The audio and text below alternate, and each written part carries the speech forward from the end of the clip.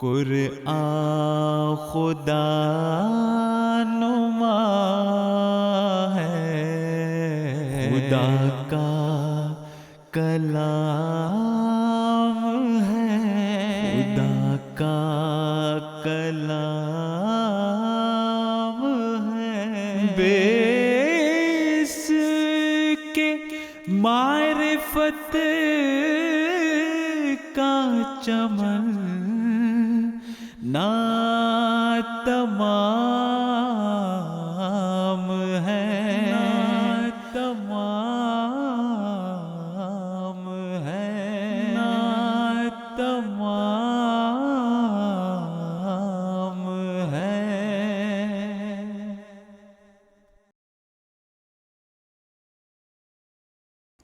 بسم اللہ الرحمن الرحیم۔ آج کے اس پروگرام میں 30ویں پارے سے بعض منتخب آیات سے متعلق حضرت اقدس مسیح موعود علیہ السلام کے بیان فرمودہ نکات میں سے چند باتیں وقت کی رعایت سے آپ کے سامنے رکھیں گے۔ جیسے کہ پہلے بھی ہم آپ کو یاد دلاتے رہے ہیں، ایک دفعہ پھر یہ عرض ہے کہ اس پروگرام کا مقصد یہ ہے کہ آپ کو کچھ باتیں جو مسیح موعود علیہ السلام اور آپ کے خلفائے کرام نے قرآن کریم کے حقائق و معارف سے متعلق بیان فرمائی ہیں، ان میں سے چند ایک وقت کی رعایت سے آپ کے سامنے رکھیں، تاکہ آپ کو اس بات کا شوق پیدا ہو کہ ہم قرآنی علوم و معارف سے آگاہی حاصل کرنے کے لیے حضرت اقدس مسیح موعود علیہ السلام اور خلفائے کرام کی بیان فرمودہ تفاسیر اور تشریحات کا مطالعہ کریں اور ان سے اپنے قلوب و اذہان کو منور کریں اور فہم قرآن کو بڑھائیں، اور پھر دوسروں تک بھی قرآنی تعلیمات کی حقانیت کو پہنچانے کے لیے اپنا کردار ادا کریں۔ وقت کی رعایت سے صرف چند باتیں ہی آپ کے سامنے رکھی جا سکتی ہیں۔ سورہ نبا سے 30ویں پارے کا آغاز ہوتا ہے۔ حضرت عرض کر دوں کہ حضرت مسیح موعود علیہ السلام اور خلفائے کرام نے ان آیات کی اور ان صورتوں کی جو تفسیرات بیان فرمائی ہیں وہ سینکڑوں صفحات پر پھیلی پڑی ہیں، اور گویا ایک ٹھاٹھے مارتا ہوا سمندر ہے قرآنی حقائق اور علوم و معارف کا، اور ان کو پڑھ کے روح وجد میں آ جاتی ہے، اور ایسے ایسے لطیف نکات ان میں بیان ہوئے ہیں کہ جو ہماری علمی ہی نہیں اخلاقی اور روحانی ترقی کا بھی موجب بننے والے ہیں۔ تو ہمارے لیے بہت ضروری ہے کہ ہم اس سمندر میں غوطہ زنی کریں اور اس کے اندر سے وہ موتی جو ہیں وہ چنیں، اور اس سے ہم اپنے آپ کو، اپنی روحوں کو زینت بخشنے کی کوشش کریں۔ جیسے کہ عرض کیا تھا، صرف چند باتیں ہی عرض کر سکتا ہوں۔ سورہ نازعات کی مثلاً آیت 7 اور 8 ہے، جس میں اللہ تعالیٰ فرماتا ہے یوم ترجف الراجفۃ تتبعھا الرادفہ۔ حضور علیہ السلام فرماتے ہیں اس دن زمین ایک سخت اضطرابی حرکت کرے گی، اور زمین میں ایک سخت اور شدید اضطراب پیدا ہوگا، اور اس کے بعد ایک اور اضطراب زمین میں پیدا ہوگا جو پہلے کے بعد ظہور میں آئے گا۔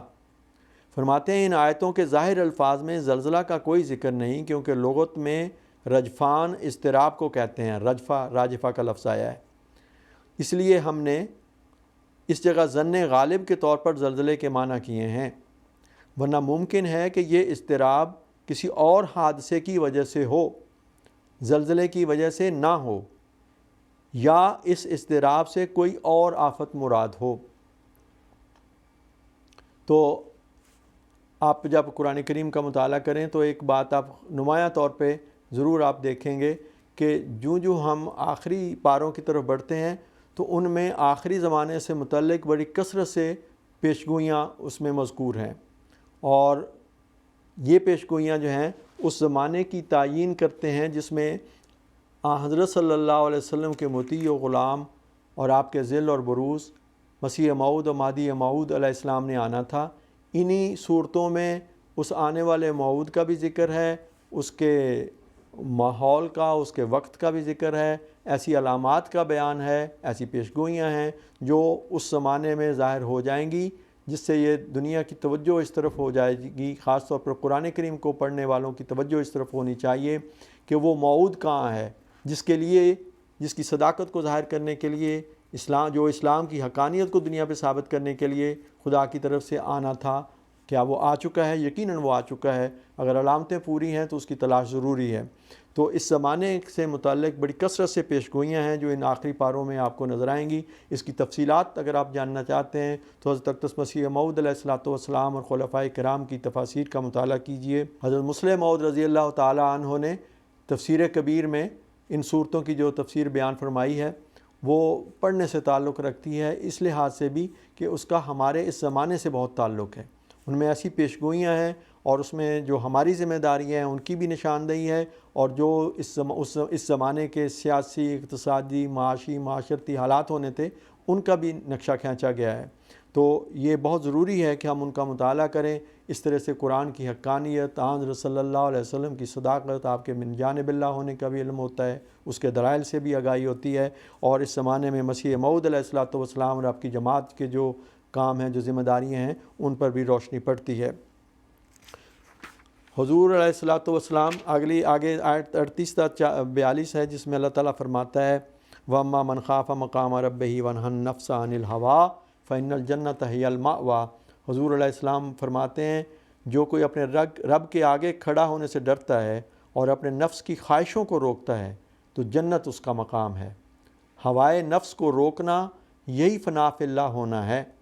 اور اس سے انسان خدا تعالیٰ کی رضا کو حاصل کر کے اسی جہان میں مقام جنت کو پہنچ سکتا ہے۔ تو وہ جو کہتے ہیں جی تصوف میں مقام ہے فنا بقا لقا، حضور علیہ الصلوۃ والسلام فرماتے ہیں یہ جو پہلا مرتبہ ہے وہ فنا کا، جس کو کہتے ہیں کہ اللہ کی محبت میں فنا ہو گیا، اس کا اشارہ اسی لفظ میں ہے وَنَهَى النَّفْسَ عَنِ الْهَوَىٰ، یعنی ہوائے نفسانی کو روکنا، یہی فنا فی اللہ ہونا ہے۔ آپ فرماتے ہیں خواہش ہوا کس کو کہتے ہیں؟ فرماتے ہیں جو خواہش جائز اپنے مقام اعتدال سے بڑھ جائے اس کا نام ہوا ہے۔ یعنی اگر جائز خواہش بھی ہے لیکن وہ مقام اعتدال سے بڑھ جاتی ہے تو ہوا بن جاتی ہے، ہوائے نفس بن جاتی ہے۔ تو بہت چھوٹے چھوٹے جملے، چھوٹے چھوٹے الفاظ ہیں لیکن معنی کا ایک جہان روشن کر دیتے ہیں۔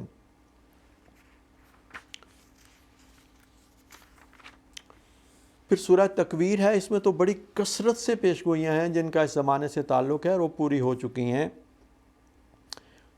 وَإِذَا الشَّمْسُ كُوِّرَتْ وَإِذَا النُّجُومُ انكَدَرَتْ وَإِذَا الْجِبَالُ سُيِّرَتْ وَإِذَا الْعِشَارُ عُطِّلَتْ وَإِذَا الْوُحُوشُ حُشِرَتْ وَإِذَا الْبِحَارُ سُجِّرَتْ وَإِذَا النُّفُوسُ زُوِّجَتْ،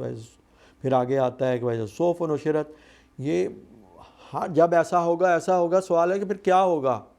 انہی صورتوں میں، انہی آیات میں آگے پیچھے آپ دیکھیں گے، حضرت صلی اللہ علیہ وسلم کے حدیث کی روشنی میں دیکھیں گے تو پتہ چل جائے گا کہ اس وقت موعود امام آئے گا جو حضرت صلی اللہ علیہ وسلم کا مطیع اور غلام ہوگا، اور یہ قرآنی پیشگوئیاں جب پوری ہوں گی تو قرآن کی حقانیت کو دنیا میں ثابت کرنے والا آ چکا ہوگا۔ اس وقت اس طرف توجہ کرنی چاہیے، اس کو تلاش کرنا چاہیے۔ حضور علیہ الصلوۃ والسلام نے ان کی جو تفسیر بیان فرمائی ہے ان میں یہ ساری باتیں حضور نے بڑی وضاحت سے بیان فرما دی ہیں۔ اسی طرح خلفائے کرام نے بھی مختلف وقتوں پہ ان پر روشنی ڈالی ہے۔ حضرت اقدس مسیح موعود علیہ الصلوۃ والسلام کے بہت سارے اقتباسات میں سے ایک اقتباس میں آپ کے سامنے رکھتا ہوں۔ حضور فرماتے ہیں اس بات کے ثبوت کے لیے کہ در حقیقت یہ آخری زمانہ ہے جس میں مسیح ظاہر ہو جانا چاہیے، دو طور کے دلائل موجود ہیں۔ اول وہ آیات قرآنیہ اور آثار نبویہ یعنی رسول اللہ علیہ وسلم کے ارشادات احادیث جو قیامت کے قرب پر دلالت کرتے ہیں اور پورے ہو گئے ہیں، جیسا کہ اونٹوں کی سواری کا موقوف ہو جانا جس کی تشریح آیت وَإِذَا الْعِشَارُ عُطِّلَتْ سے ظاہر ہے، اور سخت قسم کا کسوف شمس واقع ہونا جس سے تاریکی پھیل جائے جیسا کہ آیت اِذَا الشَّمْسُ كُوِّرَتْ سے ظاہر ہے۔ اور آپ جانتے ہیں نے اس کی وضاحت بھی فرمائی کہ ہمارے مہدی کے لیے دو نشان ہیں، سورج اور چاند گرہن کے، اور وہ بھی ہوئے اس زمانے میں پورے، جس کا اشارہ وَإِذَا الشَّمْسُ كُوِّرَتْ میں بھی ہے۔ اور پہاڑوں کو اپنی جگہ سے اٹھا دینا جیسا کہ وَإِذَا الْجِبَالُ سُيِّرَتْ سے سمجھا جاتا ہے، اور جو لوگ وحشی اور اراذل اور اسلامی شرافت سے بے بہرہ ہیں ان کا اقبال چمک اٹھنا جیسا کہ آیت وَإِذَا الْوُحُوشُ حُشِرَتْ سے مترشح ہو رہا ہے، اور تمام دنیا میں تعلقات اور ملاقاتوں کا سلسلہ گرم ہو جانا اور سفر کے ذریعے سے ایک کا دوسرے کو ملنا سہل ہو جانا جیسے کہ بدیہی طور پر آیت وَإِذَا النُّفُوسُ زُوِّجَتْ سے سمجھا جاتا ہے، اور کتابوں اور رسالوں اور خطوط کا ملکوں میں شائع ہو جانا جیسے کہ آیت وَإِذَا الصُّحُفُ نُشِرَتْ سے ظاہر ہو رہا ہے، اور علماء کی باطنی حالت کا جو نجوم اسلام ہے مقدر ہو جانا یعنی گدلا ہو جانا جیسا کہ وَإِذَا النُّجُومُ انْقَدَرَتْ سے صاف معلوم ہوتا ہے۔ تو حضور علیہ السلام نے اس طرح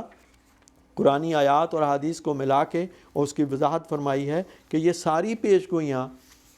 بڑی ہی وضاحت کے ساتھ مختلف رنگوں میں مختلف پہلوؤں سے بڑی شان کے ساتھ پوری ہو رہی ہیں، اور یہ اس زمانے کی تعین کرتی ہیں جس میں مسیح موعود نے آنا تھا۔ حضور فرماتے ہیں کہ یہاں تو اللہ تعالیٰ فرماتا ہے وَإِذَا الْإِشَارُ عُطِّلَتْ، جب حاملہ اونٹنیاں چھوڑ دی جائیں گی، اور حدیث میں آتا ہے وَلَا يُتْرَكَنَّ الْقِلَاسُ وَيُتْرَكُ الْقِلَاسُ فَلَا يُسْعَىٰ عَلَيْهَا، کہ مسیح موعود کے زمانے میں اونٹنیاں ترک کی جائیں گی اور کسی منزل تک جلد پہنچنے کے لیے اور دوڑ کر جانے کے لیے وہ کام نہیں آئیں گی، یعنی کوئی ایسی سواری پیدا ہو جائے گی کہ بنسبت اونٹنیوں کے بہت جلد منزل مقصود تک پہنچائے گی۔ غرض یسعیٰ کا لفظ جو حدیث میں ہے اس بات پر دلالت کر رہا ہے کہ دوڑنے کے کام میں اونٹ سے بہتر کوئی اور سواری نکل آوے گی۔ یہ عجیب بات ہے کہ صحیح مسلم میں جس جگہ مسیح موعود کے زمانے کا ذکر ہے اسی جگہ یہ حدیث اونٹنیوں کے ترک کرنے کے بارے میں ہے، اور یہ پیش گوئی حضرت صلی اللہ علیہ وسلم کے زمانے سے 1300 برس بعد پوری ہوئی۔ چنانچہ ان دنوں میں یہ کوشش بھی ہو رہی ہے کہ 1 سال تک مکہ اور مدینہ میں ریل جاری کر دی جائے، بس اس وقت جب ریل جاری ہو جائے گی یہ نظارہ ہر ایک مومن کے لیے ایمان کو زیادہ کرنے والا ہوگا۔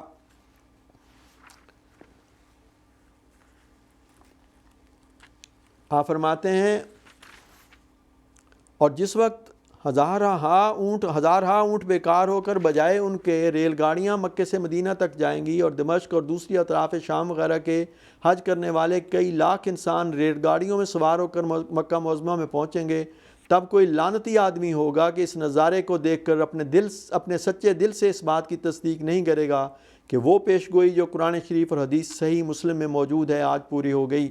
اور دیکھیں اب اس کس شان سے یہ پیش گوئیاں پوری ہو چکی ہیں۔ مکہ اور مدینے سے کے درمیان بھی اب بڑی تیز رفتار ریل گاڑی بھی چلتی ہے، اور جو دوسری سواریاں ہیں جہاز ہیں یہ تیز تر سواریاں نکل آئی ہیں، اور اونٹوں پہ اب لوگ اس طرح سفر نہیں کرتے، ان کی ضرورت نہیں۔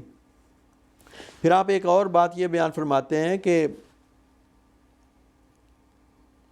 وَإِذَا الْجِبَالُ سُيِّرَتْ، یعنی وہ آخری زمانہ ہوگا جب کہ پہاڑ چلائے جائیں گے۔ یہ اس بات کی طرف اشارہ ہے کہ پہاڑ اڑائے جائیں گے، جیسا کہ اس زمانے میں توپوں کے ساتھ پہاڑوں کو اڑا کر ان میں راستے بنائے گئے ہیں۔ یہ تمام پیش گوئیاں قرآن شریف میں موجود ہیں، مگر اس جگہ یہ نقطہ یاد رکھنا چاہیے کہ اشار جو قرآن کریم میں لفظ استعمال ہوا ہے ان اونٹنیوں کو کہتے ہیں جو حملدار ہوں، اور اگرچہ حدیث میں قلاس کا لفظ ہے مگر قرآن شریف میں اس لیے اشار کا لفظ استعمال کیا گیا تا یہ پیش گوئی قیامت کی طرف منسوب نہ کی جائے، اور حمل کے قرینے سے یہ دنیا کا واقعہ سمجھا جائے، کیونکہ قیامت کو حمل نہیں ہوں گے۔ کیونکہ بعض لوگ یہ کہہ دیتے ہیں جی یہ تو پیش گوئیاں قیامت کے دن پوری ہونی ہیں، قیامت کے دن حاملہ اونٹنیوں کا کیا، وہاں کہاں حمل ہوگا ان کو، اور ان کے حمل گرانے کا مطلب کیا ہوگا؟ تو یہ جو قرآن کریم نے لفظ استعمال فرمایا ہے اور حضرت صلی اللہ علیہ وسلم نے دوسرا لفظ استعمال فرمایا ہے، اس کی حکمت کی طرف بھی اشارہ کر دیا، اور یہ بتا دیا کہ یہ چیزیں ان کو اگر آپ دیکھیں گے تو یہ آیت بھی مسیح موعود کے زمانے کا حال بتلا رہی ہے اور اجمالاً مسیح موعود کی طرف اشارہ کرتی ہے۔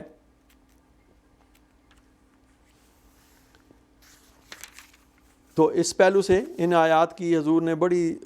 لطیف تفسیر بیان فرمائی ہے، اس کے مختلف پہلوؤں کا ذکر فرمایا ہے۔ پھر وَإِذَا صُحُفُ نُشِرَتْ کا مضمون جو ہے اس پہ بڑی تفصیل سے روشنی ڈالی ہے، کس طرح آج کل جو پرنٹنگ ہے، پریس ہے، اور اس کے ذریعے سے بڑی کثرت کے ساتھ صحف جو ہیں وہ دنیا میں پھیلائے جا رہے ہیں، اور صحف سے مراد اگر مقدس صحیفے بھی لیے جائیں تو قرآن کریم کی اشاعت بھی ہو رہی ہے، اور اس زمانے میں اس پیشگوئی کے مصداق جماعت احمدیہ بھی حضرت اقدس مسیح موعود علیہ السلام کے وقت سے لے کر خلافت احمدیہ کی نگرانی میں بڑی کثرت سے قرآن کریم کو، قرآن تعلیمات کو، قرآن حقائق کو دنیا میں شائع کیا جا رہا ہے۔ قرآن کریم کے تراجم بھی ہو رہے ہیں، وہ بھی کثرت سے پھیلائے جا رہے ہیں دنیا کی مختلف زبانوں میں، اور پھر حضرت اقدس مسیح موعود علیہ السلام اور خلفائے کرام کی کتب جو قرآنی حقائق و معارف پر مشتمل ہیں وہ بڑی کثرت سے شائع ہو کر دنیا میں پھیلائی جا رہی ہیں۔ تو یہ ساری پیش گوئیاں جو ہیں وہ پوری ہو چکی ہیں، ہوتی چلی جا رہی ہیں، اور قرآن کریم کی صداقت کی بھی گواہ ہیں، حضرت صلی اللہ علیہ وسلم کی صداقت کی بھی گواہ ہیں، اور اس زمانے میں مسیح موعود علیہ السلام کی صداقت پر بھی گواہ ہیں، جن کے ذریعے سے پھر آگے یہ سارے جو کام بھی ہیں وہ بھی وجود میں آ رہے ہیں، اور تبلیغ بھی ہو رہی ہے، لوگوں کی ایک اور رنگ میں اذن نفوس و زوجت کے سامان بھی ہو رہے ہیں کہ حضور علیہ السلام فرماتے ہیں اذن نفوس و زوجت بھی میرے ہی لیے ہے۔ پھر یہ بھی جمع ہے کہ خدا تعالیٰ نے تبلیغ کے سارے سامان جمع کر دیے ہیں، چنانچہ مطبع کے سامان، کاغذ کی کثرت، ڈاکخانوں، تار، ریل اور دخانی جہازوں کے ذریعے کل دنیا ایک شہر کا حکم رکھتی ہے، اور پھر نت نئی ایجادیں اس جمع کو اور بڑھا رہی ہیں۔ آج کل کی جو لیٹسٹ ایجادیں ہیں وہ اس جمع کو اور بھی مختلف پہلوؤں سے بڑھاتی چلی جا رہی ہیں، کیونکہ اسباب تبلیغ جمع ہو رہے ہیں۔ اب فونوگراف سے بھی تبلیغ کا کام لے سکتے ہیں، یعنی جو ریکارڈنگ مشینز ہیں، اور اس سے بہت عجیب کام نکلتا ہے۔ اخباروں اور رسالوں کا اجرا، غرض اس قدر سامان تبلیغ کے جمع ہوئے ہیں کہ اس کی نظیر کسی پہلے زمانے میں ہم کو نہیں ملتی۔ تو یہ جو نقطہ حضور علیہ السلام نے بیان فرمایا، اس کو بھی ضرور ذہن میں رجسٹر کریں کہ صرف یہ نہیں کہ یہ پیشگوئیاں پوری ہو رہی ہیں سو واٹ۔ حضور علیہ السلام فرما رہے ہیں کہ یہ پیشگوئیاں مسیح موعود کے لیے تھیں، جس کے ذریعے سے تمام دنیا میں اسلام کو غالب کیا جانا مقدر تھا، اور اس نے ان ایجادات سے کام لینا تھا۔ اور یہ آپ ہی کا ایک وجود ہے جس نے یہ دعویٰ کیا ہے کہ یہ ساری ایجادیں میرے لیے ہیں، یہ ساری پیشگوئیاں میرے لیے ہیں، کیونکہ میں نے حضرت صلی اللہ علیہ وسلم کی غلامی میں اسلام کو ساری دنیا پر غالب کرنے کے لیے ان ایجادات سے، ان جو نئے رسل و رسائل کے ذرائع نکلے ہیں، پرنٹنگ کے نکلے ہیں، میل ملاپ کے نکلے ہیں، ان سے کام لینا تھا۔ تو یہ تبلیغ کے لیے استعمال ہو رہی ہیں، اور یہ بات بھی حضرت مسیح موعود علیہ الصلوۃ والسلام کی سچائی کو ثابت کرتی ہے۔ اور جتنی ایجادات ہیں اب دیکھیں ان کے جو مثبت استعمال ہیں وہ خلافت احمدیہ کے ذریعے اسلام کی اشاعت کے لیے استعمال کیے جا رہے ہیں۔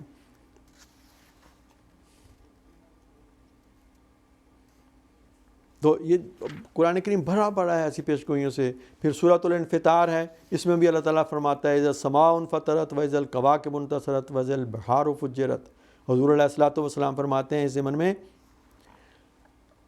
اس زمانے کی علامات میں جب کہ ارضی علوم و فنون زمین سے نکالے جائیں گے، بعض ایجادات اور صناعات کو بطور نمونے کے بیان فرمایا ہے، اور وہ یہ ہے واذا البحار فجرت، اور جس وقت دریا چیرے جائیں گے، یعنی زمین پر نہریں پھیل جائیں گی اور کاشتکاری کثرت سے ہوگی۔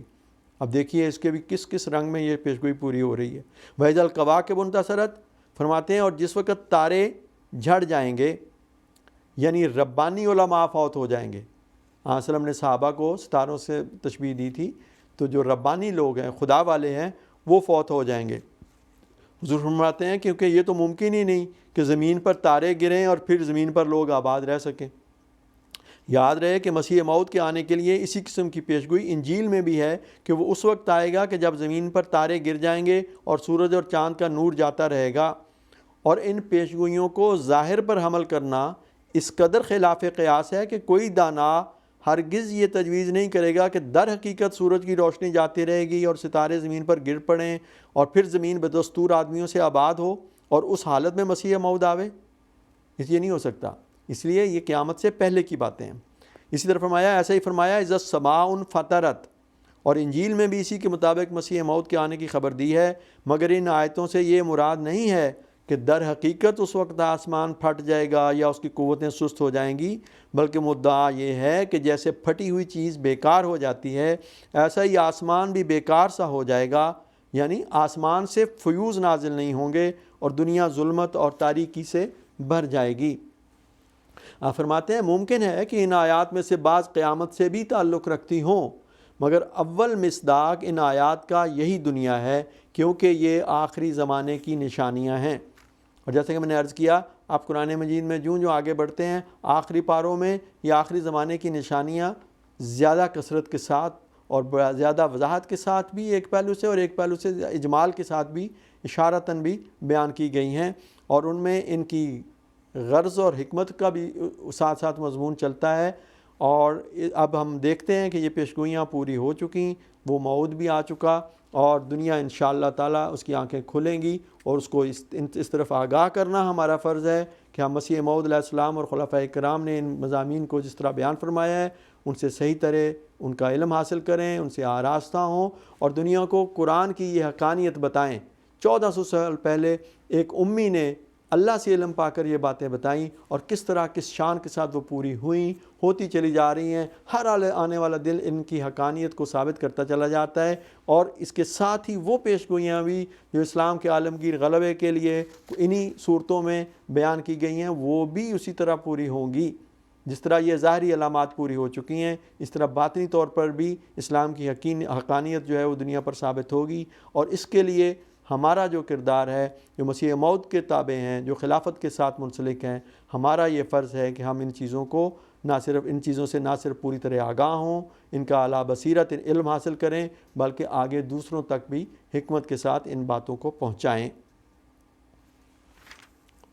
اسی طرح سورہ انشقاق میں ہے اذا السماء انشقت، آگے ہے واذا الارض مدت والقت ما فیها وتخلت۔ حضور علیہ الصلوۃ والسلام نے ان کی بھی وضاحت بیان فرمائی ہے، اور اس سلسلے میں جو بعض لوگ اعتراض اٹھاتے ہیں ان کے بھی جواب دیے ہیں، کیونکہ بعض لوگ کہتے ہیں کہ جی اگر آسمان تو کوئی مادی چیز، ٹھوس چیز تو ہے نہیں، تو اس میں وہ کیسے پھٹ جائے گا اور ان میں شگاف کیسے ہو جائیں گے؟ سوری وہ اسکرین کر سے گئی تھی کچھ سینٹنس۔ چلے میں دیکھتا ہوں۔ جی پھر سورہ الانشقاق ہے، اس میں مثلاً آیت میں 2 میں اللہ تعالیٰ فرماتا ہے اذا السماء انشقت، پھر آگے فرمایا ہے اذا الارض مدت والقت ما فیها وتخلت۔ یہ سب پیش گوئیاں ہیں۔ تو اسی ضمن میں حضور نے ان کی وضاحت بھی بیان فرمائی ہے، جو اعتراضات بعض لوگ اٹھاتے ہیں ان کے بھی جواب دیے گئے ہیں۔ مثلاً یہاں جو فرمایا کہ کسی وقت آسمان پھٹ جائیں گے اور ان میں شگاف ہو جائیں گے، تو بعض لوگ یہ کہتے ہیں کہ اگر آسمان ایک لطیف مادہ ہے تو اس کے پھٹنے کے کیا معنی ہے؟ تو حضور فرماتے ہیں اس کا یہ جواب ہے کہ اکثر قرآن کریم میں سما سے مراد کل ما فی السما ہے، کل ما فی السما کو لیا ہے، یعنی جو کچھ بھی آسمان میں ہے، جس میں آفتاب، ماہتاب، تمام ستارے داخل ہیں۔ ما سوا اس کے ہر یک جرم لطیف ہو یا کثیف قابل خرق ہے، بلکہ لطیف تو بہت زیادہ خرق کو قبول کرتا ہے۔ جو لطیف ہے مادہ وہ تو زیادہ خرق کو قبول کرتا ہے، وہ زیادہ آسانی سے پھاڑ دیا جاتا ہے۔ تو اس پہلو سے اس کے جو مختلف معنی ہیں ان کا بھی حضور فرماتے ہیں کہ اللہ جل شانہ کا یہ پاک کلام بوجہ اعلیٰ درجہ کی بلاغت کے استعارات لطیفہ سے بھرا ہوا ہے۔ سو ہمیں اس فکر میں پڑھنا کہ انشقاق اور انفجار آسمانوں کا کیوں کر ہوگا، در حقیقت ان الفاظ کے وسیع مفہوم میں ایک دخل بے جا ہے۔ صرف یہ کہہ سکتے ہیں کہ تمام الفاظ اور اس قسم کے اور بھی عالم مادی کے فنا کی طرف اشارہ ہے۔ الہی کلام کا مدعا یہ ہے کہ اس عالم کون کے بعد فساد بھی لازم پڑا ہوا ہے۔ ہر یک جو بنایا گیا توڑا جائے گا، اور ہر یک ترکیب پاش پاش ہو جائے گی، اور ہر یک جسم متفرق اور ذرہ ذرہ ہو جائے گا۔ اسی طرح آپ فرماتے ہیں آسمان بھی بیکار سا ہو جائے گا، آسمان سے فیوز نازل نہیں ہوں گے اور دنیا ظلمت اور تاریکی سے بھر جائے گی۔ پھر زمین کے بارے میں فرمایا وَإِذَا الْأَرْضُ مُدَّتْ وَأَلْقَتْ مَا فِيهَا وَتَخَلَّتْ۔ اس زمانے میں زمین کئی رنگ میں پھیلائی جا رہی ہے، سمندروں کو کاٹ کے بھی زمین پھیلائی جا رہی ہے، اور بھی نئی نئی چیزیں ہیں۔ تو حضرت اقدس مسیح موعود علیہ الصلوۃ والسلام فرماتے ہیں وَإِذَا الْأَرْضُ مُدَّتْ وَأَلْقَتْ مَا فِيهَا وَتَخَلَّتْ، جب کہ زمین کھینچی جاوے گی، یعنی زمین صاف کی جائے گی اور آبادی بڑھ جائے گی، اور جو کچھ زمین میں ہے اس کو زمین باہر ڈال دے گی اور خالی ہو جائے گی، یعنی تمام عرضی استعدادیں ظہور و بروز میں آ جائیں گی۔ تو نئی نئی کانوں کی دریافت، نئی نئی جو دریافتیں ہو رہی ہیں زمین کے حوالے سے، ان سب کی طرف قرآن کریم میں ان آیات کی طرف اشارہ کر دیا گیا ہے۔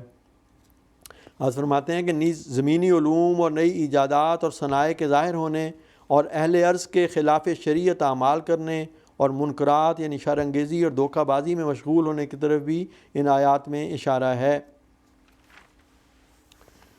پھر سورہ البروج میں اس کی تفسیر اگر آپ تفسیر کبیر سے پڑھیں تو عجیب وہ ایمان افروز بھی ہے، اور اس زمانے کے حوالے سے جو اس میں پیش گوئی ہیں ان کا ذکر ہے۔ مسیح موعود علیہ الصلوۃ والسلام کی جماعت کو جس قسم کے حالات کا سامنا کرنا پڑنا تھا ان کا ان میں بیان ہے، اور بہت ہی یعنی وہ تفسیریں پڑھیں تو صاف دکھائی دیتا ہے کہ یہ خدا سے علم پا کر یہ تفسیریں کی گئی ہیں۔ کوئی دنیوی علوم رکھنے والے کسی دنیا دار آدمی کی بیان کردہ تفسیر نہیں ہے، بلکہ الہی نور سے آراستہ وہ تفسیریں ہیں، اور دلوں سینوں کو نور بخشتی ہیں۔ پھر سورہ طارق ہے، اس میں بھی یہ بھی پیش گوئیوں سے بھری پڑی ہے۔ اور مثلاً اس میں جو اللہ تعالیٰ یہ فرماتا ہے کہ والسماء والطارق، وہ لوگ جو سوال اٹھاتے ہیں کہ جی یہ فرشتوں کی آسمان کی کیوں قسم کھائی ہے؟ سورہ والطارق میں خدا تعالیٰ نے غیر اللہ کی قسم کیوں کھائی ہے؟ حالانکہ وہ خود ہی فرماتا ہے کہ اس کے سوا کسی دوسرے کی قسم نہ کھائی جائے، نہ انسان، نہ آسمان کی، نہ زمین، نہ کسی ستارے کی، نہ کسی اور کی۔ تو اللہ تعالیٰ تو قرآن کریم میں خود ایسی چیزوں کی قسمیں کھاتا ہے۔ یہ کیا بات ہوئی؟ تو حضور فرماتے ہیں کہ اول اس بارے میں خوب یاد رکھنا چاہیے کہ اللہ جل شانہ کی قسموں کا انسانوں کی قسموں پر قیاس کر لینا قیاس مال فارق ہے۔ خدا تعالیٰ نے جو انسان کو غیر اللہ کی قسم کھانے سے منع کیا ہے تو اس کا سبب یہ ہے کہ انسان جب قسم کھاتا ہے تو اس کا مدعا یہ ہوتا ہے کہ جس چیز کی قسم کھائی ہے اس کو ایک ایسے گواہ رویت کا قائم مقام ٹھہراوے کہ جو اپنے ذاتی علم سے اس کے بیان کی تصدیق یا تکذیب کر سکتا ہے۔ جب انسان کسی کی قسم کھاتا ہے تو گویا اس کو اپنے لیے گواہ کے طور پر پیش کرتا ہے کہ یہ موجود تھا، شاہد تھا، یہ اس بات کی گواہی دے گا۔ اور غیر اللہ تو ہر جگہ ہوتے نہیں، اس لیے ان کی قسم کھانا کوئی بنتا نہیں۔ لیکن خدا تعالیٰ کی قسموں کا انسان کی قسموں کے ساتھ قیاس درست نہیں ہو سکتا، کیونکہ خدا تعالیٰ کو انسان کی طرح کوئی ایسی مشکل پیش نہیں آتی کہ جو انسان کو قسم کے وقت پیش آتی ہے، کہ اس کو انسان کو تو کوئی گواہ پیش کرنا ہوتا ہے۔ صرف جہاں کوئی نہیں ملتا تو وہ ایسی چیز کی قسم کھاتا ہے جو اس کے حق میں گویا بطور گواہ کے ہو، قائم مقام ہو، اور وہ اللہ ہی کی ذات ہو سکتی ہے جو ہر جگہ پہ موجود ہے۔ اس لیے خدا کی قسم ہی کھانی چاہیے، کسی اور کی قسم کھانے بنتا نہیں۔ بلکہ اللہ تعالیٰ کا جو قسم کھانا ہے، فرماتے ہیں وہ ایک اور رنگ کا ہے جو اس کی شان کے لائق اور اس کے قانون قدرت کے مطابق ہے، اور غرض اس سے یہ ہے کہ تا صحیفہ قدرت کے بدیہات کو شریعت کے اسرار دقیقہ کے حل کرنے کے لیے بطور شاہد کے پیش کرے۔ یہ مختصر سا جملہ میں نے پڑھا ہے، اس کی تفصیل حضرت مسیح موعود علیہ السلام نے بڑی تفصیل سے پھر آگے مثالیں دے کر بھی بیان فرمائی ہیں کہ جو فطرت میں، صحیفہ فطرت میں باتیں چیزیں نظر آتی ہیں، جو نظام ہے اس کو اللہ تعالیٰ پیش کرتا ہے تاکہ جو روحانی علوم ہیں، جو باطنی علوم ہیں، ان کے لیے ان کو گواہ ٹھہرایا کہ جیسا آپ کو بعض چیزیں نظر آتی ہیں، ان کو دیکھو، خدا ان کو بطور گواہ کے پیش کرتا ہے کہ وہ باتیں جو آپ کی نظر سے ابھی پوشیدہ ہیں، جن کی آپ کو اس طرح سمجھ نہیں آ رہی، وہ اسی کے مطابق ہیں، اور یہ نظام خدا کا اس نظام کی سچائی پر گواہی دیتا ہے جو ایک گویا باطنی نظام ہے، اور جو جس کی سمجھ سے جو ابھی تمہارے ذہن جو ہیں وہ دور پڑے ہوئے ہیں۔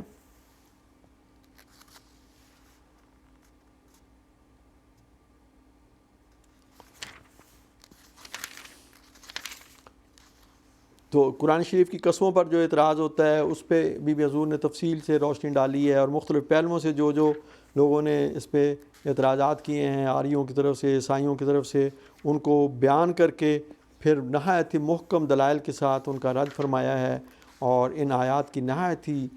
بصیرت افروز، حقیقت افروز تفسیر بیان فرمائی ہے۔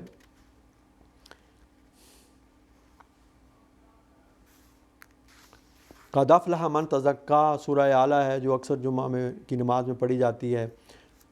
حضرت خلیفۃ المسیح رابع رحمہ اللہ نے ایک دفعہ فرمایا تھا کہ جو آیات میں نمازوں میں، جہری تلاوت والی نمازوں میں تلاوت کرتا ہوں، ان کو آپ یاد کریں، ان کے معنی کو مطالب سے آگاہی حاصل کریں، تاکہ جب آپ سنیں تو آپ کے دل پر اس کا ایک اثر پیدا ہو۔ پھر حضرت خلیفۃ المسیح خامس سید اللہ جو جاری تلاوت والی نمازوں میں جن حصوں کی تلاوت فرماتے ہیں، ان کی تفسیر اور تشریح جو ہے حضرت اقدس مسیح موعود علیہ السلام اور خلفائے کرام کے ارشادات کی روشنی میں منتخب کر کے ان میں سے تو ایک کتاب تیار کی گئی تھی جو نور ہدایت کے نام سے شائع شدہ ہے، حضور ایدہ اللہ کی اجازت سے اس کو شائع کیا گیا۔ اس میں وہ آیات اور صورتیں جو حضور ایدہ اللہ نماز میں تلاوت فرماتے ہیں ان کا ذکر کر کے ان کی جو تفسیر ہے مسیح موعود علیہ السلام اور خلفائے کرام کی بیان فرمودہ تفاسیر سے انتخاب کی صورت میں مختصر شکل میں پیش کی گئی ہے۔ سورہ اعلیٰ بھی اس میں آتی ہے، اس کا بھی اگر آپ مطالعہ کریں مختصراً ابتدائی طور پر اس سے بھی شروع کریں تو اس سے مزید دلچسپی پیدا ہوگی کہ آپ ان حقائق اور معارف کو، ان تفاسیر کو خود براہ راست پہنچ کر مکمل طور پر مطالعہ کریں۔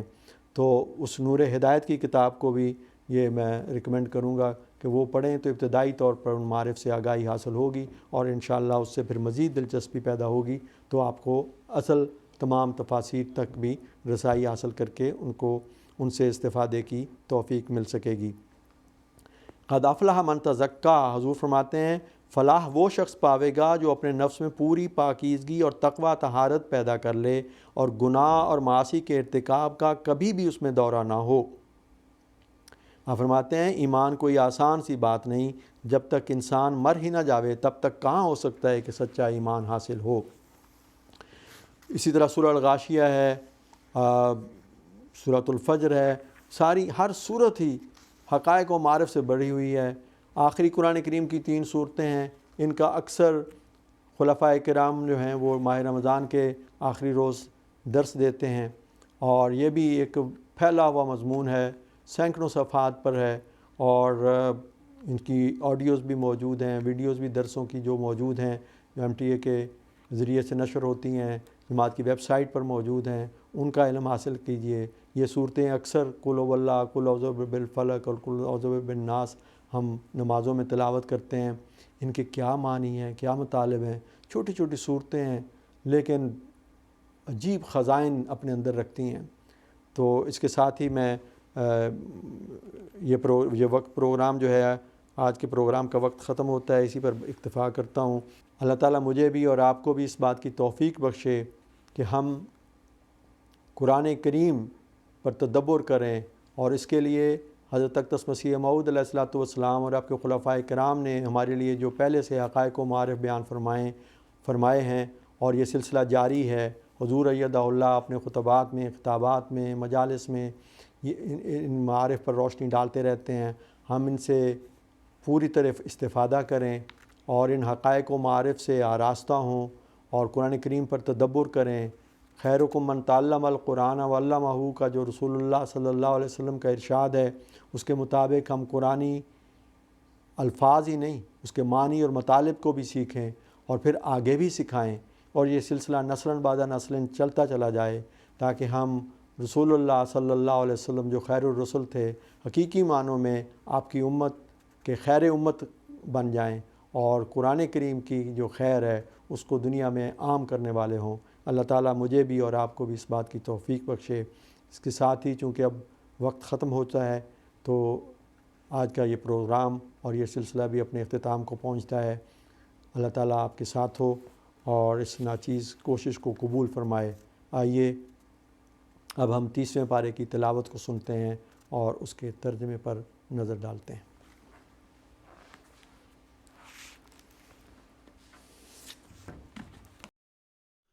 قرآن